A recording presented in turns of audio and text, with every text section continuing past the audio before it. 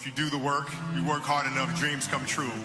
Those times when you get up early and you work hard, those times when you stay up late and you work hard, those times when you don't feel like working, you're too tired, you don't want to push yourself, but you do it anyway. That is actually the dream.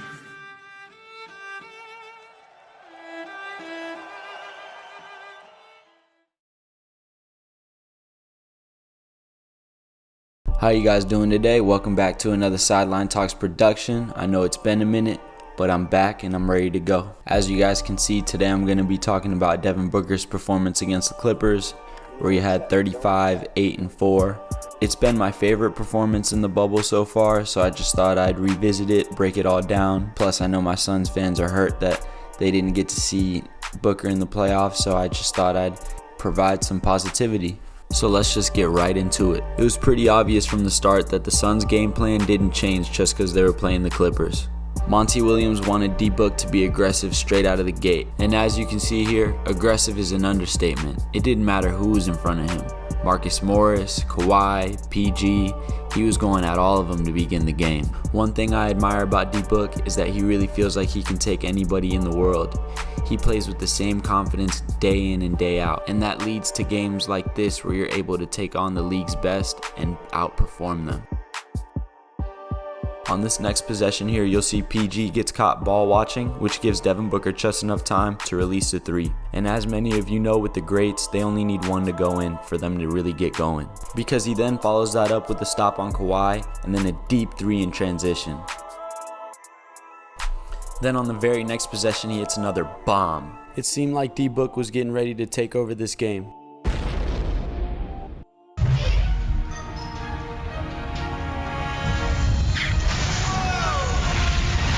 This was one of my favorite possessions of the game because Book has Shamet on him. He sees that that's a clear mismatch, tells Frank Kaminsky to get the hell out the way, proceeds to post up Shamet, knows no matter what he clearly hasn't beat, and it leads to 2 free points at the free throw line.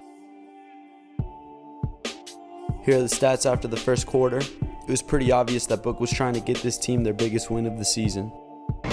All this stuff where coaches give you 2, 3, 4, 5 basketballs to dribble, nonsense. If you want to score, this is how you score, moving off the ball. You got to understand how to move the defense away, how to set them up on screens. You're not going to get in the game and dribble the ball a million times, right? So if you guys sitting here, you guys really got to be paying attention to this stuff. This is how you get buckets. Like Kobe said, the best way to get buckets in this league is to move off the ball. Devin Booker is one of the best in the league at that. He had Kawhi on skates, struggling to keep up at times. This is probably my favorite action that they ran all game. You'll see Ayton sets the screen on Kawhi. It allows Booker to get open along that left wing. Then the dribble handoff to Dario Saric allows for Ayton to set a back screen on Marcus Morris. But here's my favorite part. The screen by Ayton put Zubac basically in no man's land. As soon as Ayton rolls out, PG feels the need to come fill that gap, which makes a lot of sense because Ayton is the first read. But Booker, being as advanced as he is, sees that Paul George filling that gap means that Michael Bridges will be wide open in that left corner, which sets up for nothing but net. This play right here will really put into perspective just how hard it is to keep up with Devin Booker, even if you're one of the league's best defenders. He does such a great job of making Kawhi defend for all 18 seconds.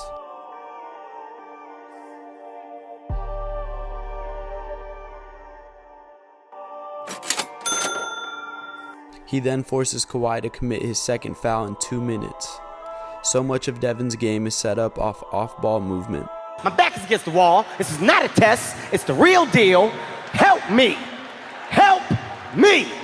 Here you'll see the Clippers had brought it within 2 with 1.5 minutes left in the second quarter. 2 things to notice here is the amount of attention the Clippers defense gives Devin Booker when the ball is in his hands, and the savvy back screen set by DeAndre Ayton to get that open shot for Michael Bridges.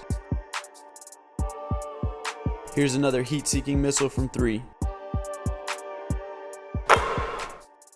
That puts him at 4 of 5 from 3 at half, along with 17 points and 4 assists, but the best is yet to be seen. Here you'll see another example like the play we went through earlier. Book does a great job of seeing that he's not going to score against one of the best defenders in the post here. So he resets, Ayton comes and sets a pick.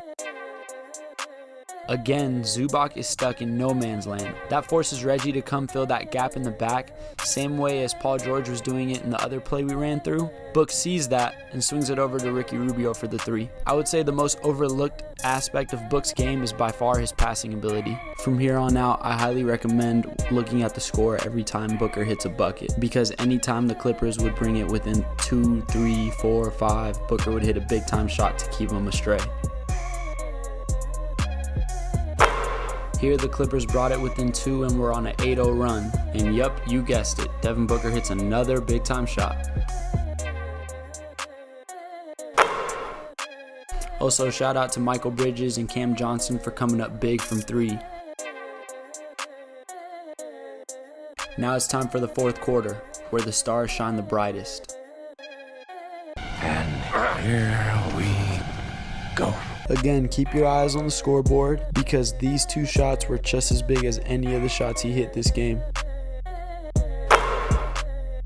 His ability to get this shot off here is insane.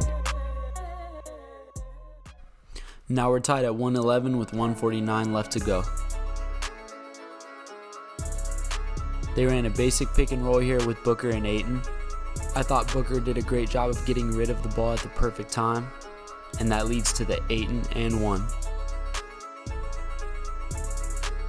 As soon as you guys saw Reggie Jackson on Devin Booker here, you guys should have known how this play was going to end.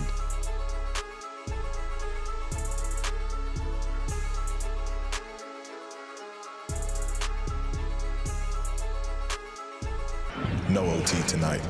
You got that right, PG. No OT tonight. Booker, this is for the win. Got it! Wow! Ball game.